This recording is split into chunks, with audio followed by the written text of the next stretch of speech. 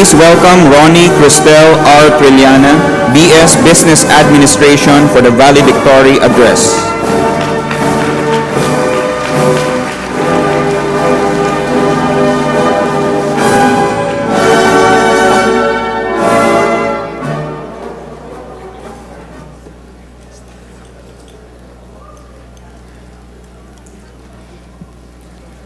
Dr. Winston C. Ginto, our honorable guest speaker, Dr. Rinaldo P. Vea, President and Chief Executive Officer of Mapua Institute of Technology, Board of Trustees, the administrators, deans and faculty of different schools, proud parents, and fellow graduates, good afternoon.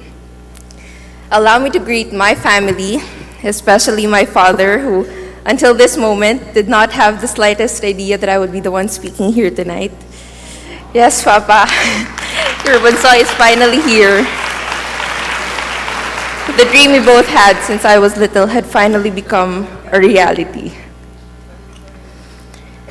I am 20 years old, and if someone would ask what I have learned so far in my life, it would have to be just how important sacrificing and seizing opportunities have played in my life. Yes, throughout college, I sacrificed and I seized. We all did in our own unique ways. Sacrifice. When we dream of something, we often ask the question, at what cost? How much are we really willing to give up to get to where we want to be? As Mapuans, we all have to sacrifice a whole lot to survive a term still sane and alive. A lot of us would pray for an all-blue set of grades. But my story is different. I enrolled for my first term here, knowing that passing is never going to be quite enough. From my frosh year up to my last graduating term, I have called the academic scholarship my oxygen. Because believe me, it kept me and my family alive in every enrollment that had gone through my college years. But it was never easy. Certain things had to be given up. That included weekend nights partying, long vacations, complete REM sleeps, a possible love life. All these and more had to be given up or at least delayed.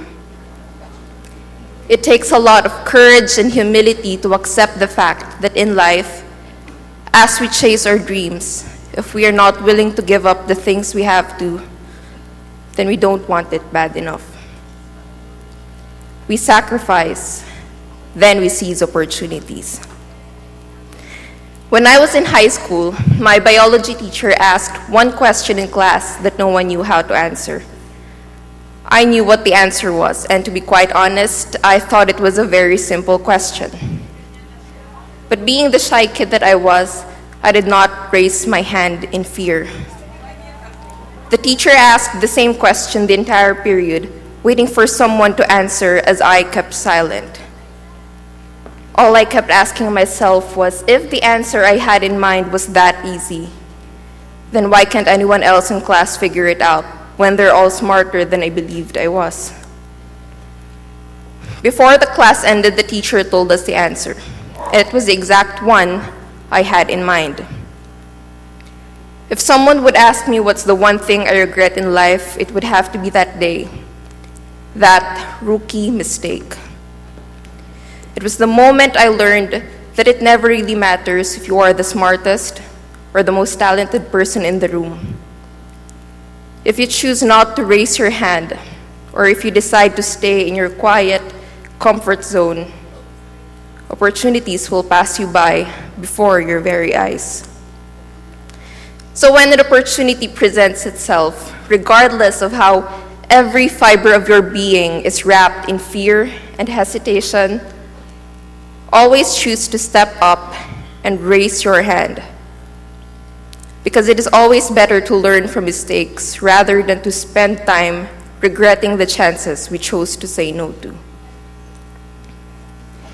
But here's the extra challenge when we seize opportunities. when we become the risk takers who are unafraid to put ourselves out there, sometimes some people will try to hold us down. It is not just a probability, but a fact. A lot of people, though sometimes without the intention of hurting us, will somehow do it without effort.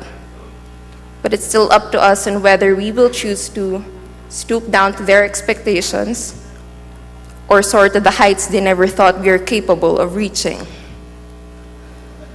Life out there is tough. Let's not romanticize it. Seize the path you choose to be part of, and never mind the people armed to bring you down. With all the things I have talked about today, about sacrificing and seizing, we now ask, where do we go from here? What should these make out of us? Simple: heroes. Yes, we should be heroes. Probably not as grand as Batman or General Luna, but be the hero you yourself and the people around you need. When my best friend once lost her money and didn't know where to get her fare for her ride home, I lent her my money. Equipped with only the 50 pesos I gave her, she got home safe and sound. And from that very simple gesture, I was her hero, and it felt so good. Imagine just how good it would feel if we get to be the hero for a bigger cause. I'm not saying we should all be the heroes now, but if we never stop working our way up to that vision, it is inevitable that we will someday become one. But as we strive to that vision, may we neither forget nor neglect the heroes that brought us to this very moment. To God, our Heavenly Father, to our professors and mentors. I personally started college still being the shy kid that I was in high school. And if someone in school taught me how to raise my hand and never fear opportunities, it would have to be the Dean and Professor of ETY-SBM, my mentor and friend, Dean Ken Villanueva.